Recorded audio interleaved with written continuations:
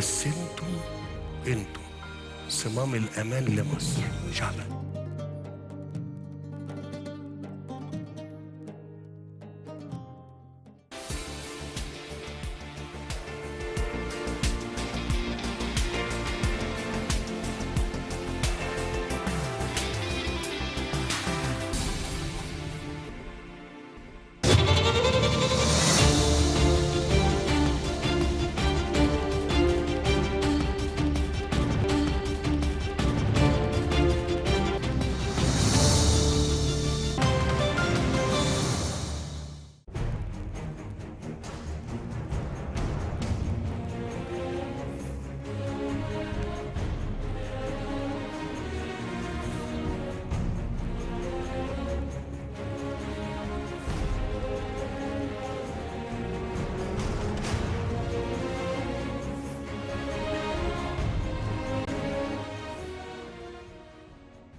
Mesdames et messieurs, bonjour et ravi de vous retrouver dans cette nouvelle édition, dans votre émission presque semi-hebdomadaire, l'Égypte à la une.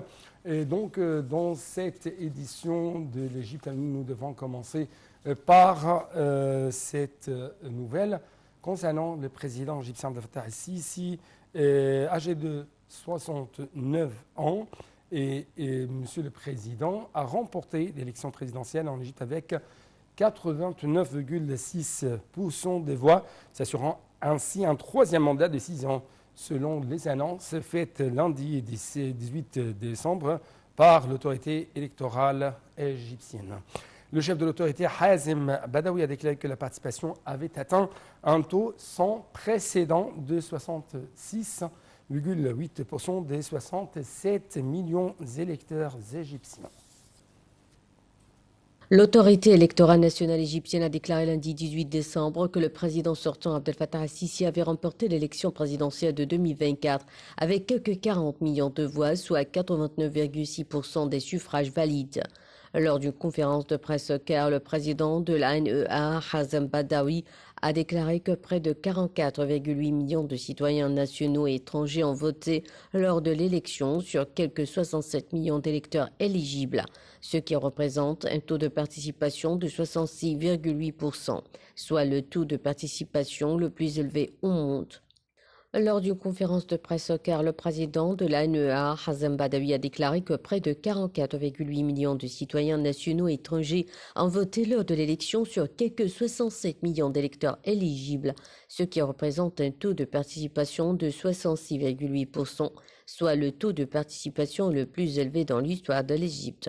Hazem Omar, qui dirige le Parti républicain du peuple, a remporté 4,5% des voix, suivi de Farid Zahran du Parti social-démocrate égyptien et d'Abdel Sanad Yamama du Parti égyptien Wafd. Après l'annonce des résultats des élections, le président Sisi a prononcé un discours à la nation dans lequel il a déclaré que le choisir pour la mission de diriger le pays pour un troisième mandat est une responsabilité qu'il assume fidèlement. Le président a déclaré que l'État était aux prises avec une multitude de défis à tous les niveaux, au premier rang desquels le conflit à Gaza qui menace la sécurité nationale de l'Égypte. Il a pourtant ajouté que nous possédons des capacités militaires et économiques nécessaires pour maintenir la sécurité nationale et les acquis du peuple égyptien. Le vote en Égypte a eu lieu du 10 au 12 décembre, tandis que les Égyptiens à l'étranger ont voté du 1er au 3 décembre dans 121 pays à travers le monde. Le résultat est définitif puisque le président sortant Abdel Fattah el-Sisi a remporté une large majorité pour renoncer au second tour conformément aux lois égyptiennes.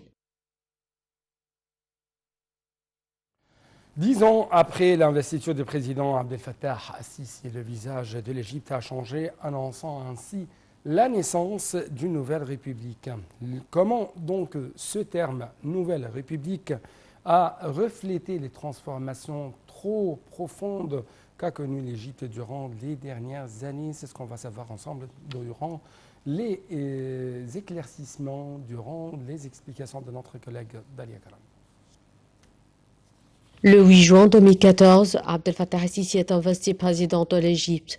Depuis, la bataille de la reconstruction commence.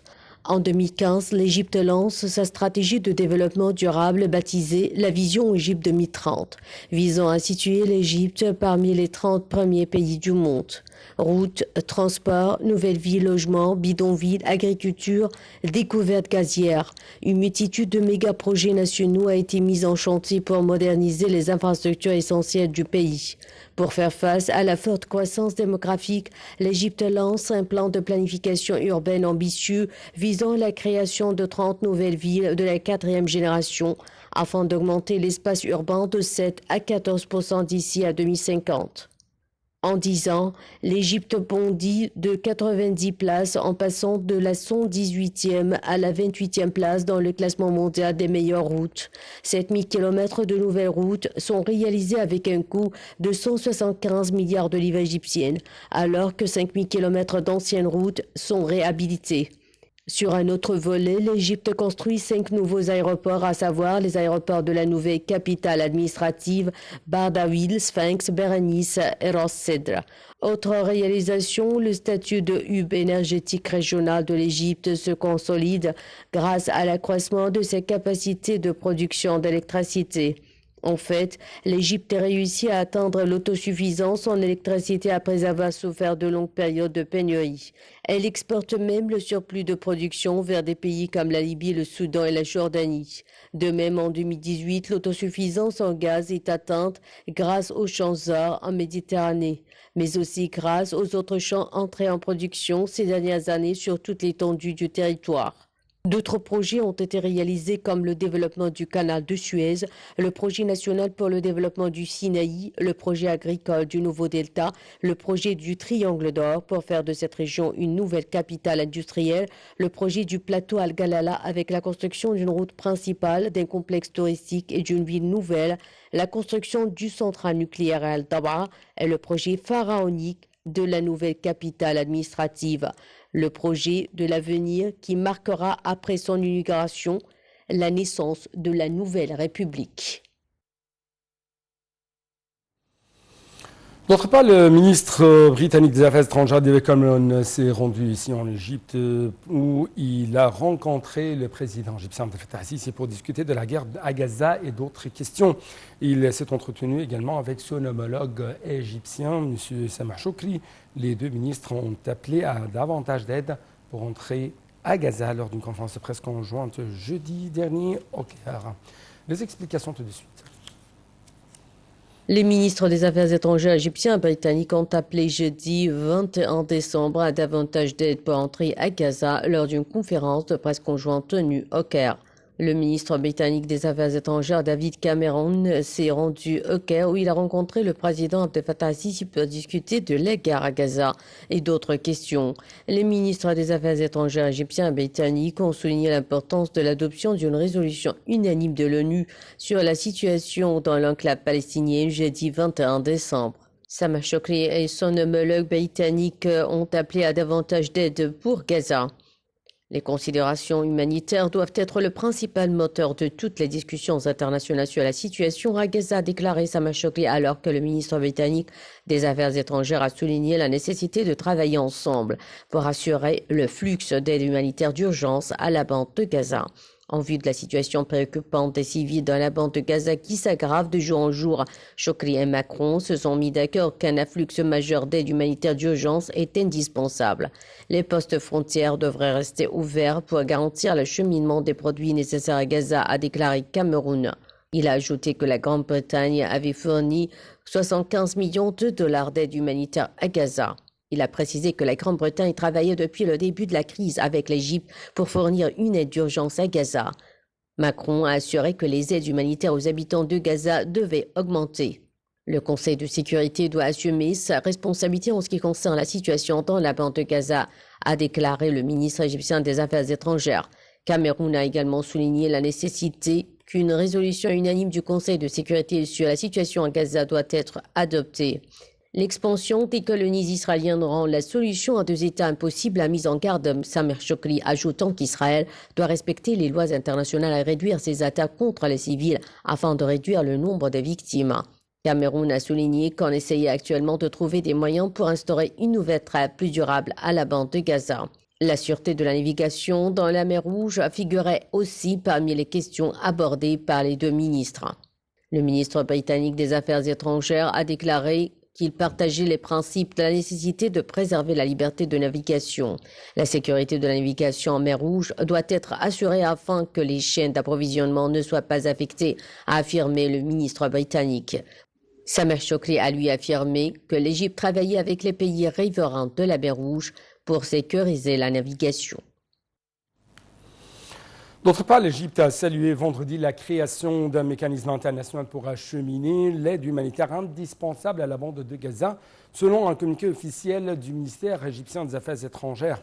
Le ministère a de même réitéré que l'Égypte ait continué de travailler en étroite collaboration avec les parties internationales pour parvenir à un cessez-le-feu complet qui préserve la vie des civils palestiniens, réduit l'impact de la crise humanitaire, relance en même temps un processus de paix sérieux qui mène à l'établissement d'un État palestinien indépendant. Les explications tout de suite. L'Égypte a salué vendredi la création d'un mécanisme international pour acheminer l'aide humanitaire indispensable à la bande de Gaza, selon un communiqué officiel du ministère égyptien des Affaires étrangères. L'Égypte considère l'adoption de la résolution du Conseil de sécurité des Nations Unies comme une étape importante et positive vers l'allègement des graves souffrances humanitaires affectant les civils palestiniens dans la bande de Gaza. En outre, le Caire se félicite de la nomination d'un coordinateur de haut niveau des Nations Unies pour faciliter l'entrée, la coordination, le suivi et la vérification de l'aide dans la bande de Gaza. Cependant, le communiqué souligne que cela est insuffisant en soi car la résolution du Conseil de sécurité de l'ONU n'inclut pas d'exigence d'un cessez-le-feu immédiat pour garantir la fourniture de l'aide et mettre un terme à l'effusion de sang dans la bande de Gaza. Il a ajouté que la résolution du Conseil de sécurité de l'ONU est conforme à une résolution du récent sommet arabo-islamique qui a appelé à lever le siège de la bande de Gaza, à ouvrir les différents couloirs d'accès humanitaire à la bande de Gaza, à établir un mécanisme pour surveiller les expéditions d'aide sous les auspices de l'ONU pour surmonter les obstacles placés par Israël à l'entrée de l'aide. Le communiqué a réitéré le rejet total de l'Égypte de toute tentative de déplacement forcé des Palestiniens. Il exige également le respect du droit international en s'abstenant de cibler les civils ou l'aide humanitaire. La résolution ne laisse d'autre choix à la communauté internationale que de remplir ses obligations de mettre fin aux souffrances des Gazaouis au milieu des bombardements, du siège et des déplacements forcés, explique le communiqué. Le ministère a réitéré que l'Égypte continue de travailler en étroite collaboration avec les parties internationales pour parvenir à un cessez-le-feu complet qui préserve la vie des civils palestiniens, réduit l'impact de la crise humanitaire et relance un processus de paix sérieux qui mène à l'établissement d'un État palestinien indépendant sur les frontières de 1967 dans le cadre de la solution à deux États. Le Conseil de sécurité de l'ONU a approuvé vendredi une résolution très retardée qui apportera davantage d'aide à Gaza et qui permettra l'acheminement sûr et sans entrave de l'aide humanitaire à grande échelle. Après des jours de retard, la résolution appelait également à la création de conditions pour une cessation durable des hostilités, mais elle n'appelait pas à la fin immédiate des combats. La Russie et les États-Unis, qui auraient tous deux pu opposer leur veto à la résolution en tant que membres permanents du Conseil de sécurité, se sont abstenus, ce qui signifie que la résolution a été adoptée avec 13 voix pour. L'Égypte est au service du Coran. La preuve en est, c'est l'inauguration par le ministre de Waqf Mohamed Mokhtar Goum'a de la 30e édition du concours international du Coran en Égypte. Le concours de 5 jours se tient au Centre culturel islamique dans la nouvelle capitale administrative de l'Égypte, près du Caire, sous les auspices du président Abdel Fattah el-Sisi. Le Premier ministre Mustafa Madbouli a remercié samedi le président Abdel Fattah el-Sisi pour son parrainage du concours international du Coran en Égypte, saisissant l'occasion pour le féliciter pour sa réélection pour un 3e mandat à la tête du pays. Ces propos ont été rapportés par le ministre des Waqf Mohamed Mokhtar Goum'a qui s'est exprimé samedi 23 décembre au nom du Premier ministre lors de la cérémonie d'ouverture du concours international du Coran en Égypte en présence de plusieurs ministres, de responsables, d'ambassadeurs des pays arabes et étrangers, de législateurs, de professionnels des médias et de concurrents venus des différents pays du monde. Le concours de 5 jours est organisé au Centre culturel islamique d'Égypte dans la nouvelle capitale administrative sous les auspices du président al-Sisi. Le ministre a fait la lumière sur les efforts du ministère de Waqf pour servir les mémorisateurs du Saint-Coran à travers le pays. Il a expliqué que le concours vise à contribuer à l'interpellation des significations et des préceptes du Saint-Coran et à servir les mémorisateurs du Coran à travers le monde. Plus de 100 concurrents de 64 pays participent à la compétition de cette année. Mohamed Mokhtar Goma a indiqué que le montant total des prix en espèces pour cette édition du concours s'élèvera à plus de 8 millions de livres égyptiennes, soit une croissance de 300% par rapport à l'édition de l'année dernière. Le concours est réparti en 6 catégories. La mémorisation de l'intégralité du Coran avec la récitation et l'exégèse, la mémorisation du Coran pour les non-arabophones et la mémorisation du Coran pour les imams et les prédicateurs. Dans le monde du sport, on trouve que l'Égypte a battu l'Angleterre en finale du championnat du monde par équipe de squash, messieurs, et remporte également le titre de la Fédération mondiale de squash 2023 pour la 3e année consécutive. L'Égypte a remporté dimanche 17 décembre le championnat du monde par équipe de squash messieurs de la Fédération mondiale de squash WSF 2023 pour la 3e année consécutive après un match palpitant contre l'Angleterre en finale à Tauranga en Nouvelle-Zélande. Cette victoire de l'Égypte remportée par le numéro 4 mondial Mustafa Assal et le numéro 1 mondial Ali Farag était la 3e consécutive contre l'Angleterre en finale et la 5e finale consécutive à opposer les 2 grands rivaux du jeu. Avant son match contre le numéro 8 mondial, Marwan Asharbaghi, des questions avaient été soulevées sur la forme physique de Mustafa Assal, âgé de 22 ans, l'ancien numéro 1 mondial qui, à la grande surprise, n'a pas joué en demi-finale contre la Suisse. Mais Assal allait apporter une réponse ferme à ces questions. Dans un match compétitif et très intéressant, Mustafa Assal s'est avéré être trop fort pour Al-Sharbaghi qui, malgré une excellente performance, n'a pas pu égaler le rythme, la puissance et la précision de Mustafa Assal inspiré l'Égyptien remportant 3 victoires 11-9 pour remporter le match 3-0 en 49 minutes. Le frère de Marwan, Mohamed, avait donc besoin d'une victoire contre son vieux rival et numéro 1 mondial Ali Farag pour maintenir l'Angleterre dans le match. Dans une bataille palpitante, la 11e entre les deux depuis l'Omnium Junior britannique de 2010, Mohamed Asharbaghi a pris les devants avec une victoire âprement disputée de 11-8. Farag a répliqué avec une victoire de 11-2 dans le 2e match, mais le renaissant Al-Sharbaghi a repris l'avantage lorsqu'il a remporté un 3e match âprement disputé 11-7. Farag, vainqueur dans 6 des 7 derniers affrontements entre les deux équipes, est revenu une fois de plus dans un 4e jeu en dents de scie pour forcer Al-Sharbaghi à disputer un 5e match. Dans une bataille tendue qu'aucun des deux hommes ne méritait de perdre, c'est Farag qui a réussi à maintenir sa concentration. Le joueur de 31 ans contrôlant magistralement le terrain, permettant à son équipe de franchir la ligne d'arrivée avec une victoire 11-7 pour clore une rencontre classique de 70 minutes. Et donc, nous devons clôturer cette édition par ce reportage qui va jeter plus de lumière sur le temple de la déesse grecque Aphrodite, un autre du dieu égyptien Amon. Et bien sûr, c'est un temple de ces deux dieux, anciens dieux, que ce soit grecs ou égyptiens, ont été découverts au large d'Héraklion sur la côte méditerranéenne égyptienne par une équipe d'archéologues. Donc, je dois vous laisser avec Dalia Karam et vous dire merci, à la prochaine. Une équipe de chercheurs a exploré l'ancienne ville portuaire de Tunis, Héraclion, dans la baie d'Aboukir, découvrant les vestiges des temples dans le canal sud de la ville. La ville engloutie a été découverte en 2000, mais les chercheurs continuent de retrouver de nombreux trésors perdus. Un temple dédié à la déesse grecque de l'amour Aphrodite a été identifié par un certain nombre d'idoles en bronze et en céramique trouvées. L'ancien temple était autrefois le site où les pharaons allaient recevoir les titres de leur pouvoir en tant que roi universel du dieu suprême du panthéon égyptien antique, a expliqué l'Institut européen d'archéologie sous-marine, l'IEACM. Des objets précieux appartenant au trésor du temple ont été mis au jour, tels que des instruments rituels en argent, des bijoux en or et de fragiles récipients en albâtre pour parfum ou onguents, a indiqué l'UACM. Il témoigne de la richesse de ce sanctuaire et de la piété des anciens habitants de la ville portuaire. La cité perdue d'Héraclion, qui était autrefois le plus grand port d'Égypte, a été découverte sous l'eau après plus de 2000 ans en 2001.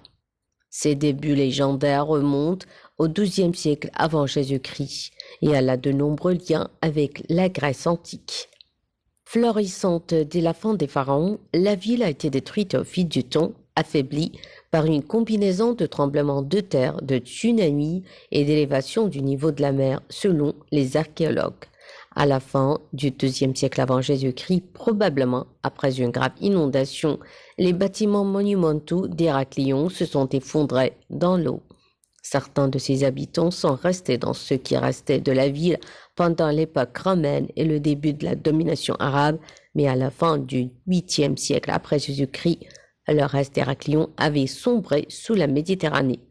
Aujourd'hui, nombre de ces trésors incalculables ont été remontés des profondeurs aquatiques dans lesquelles ils ont été bannis et ont été exposés à travers le monde, nous permettant d'avoir un aperçu du monde grec et égyptien antique.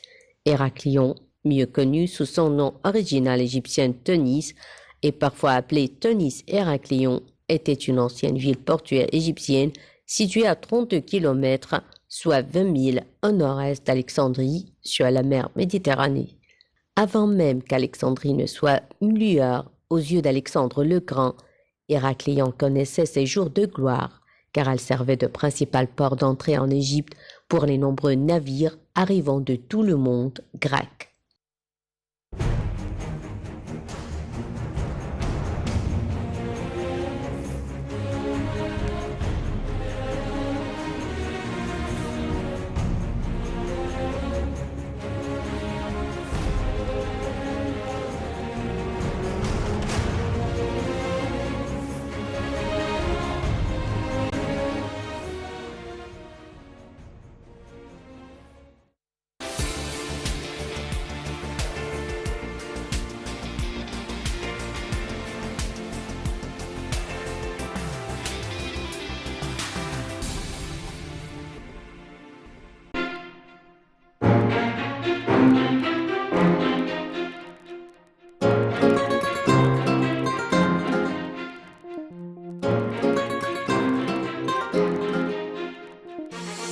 هنا أرض خير والخير في أرض الخير يزيد رسم طريق وبنمشي فيه ونروح بعيد.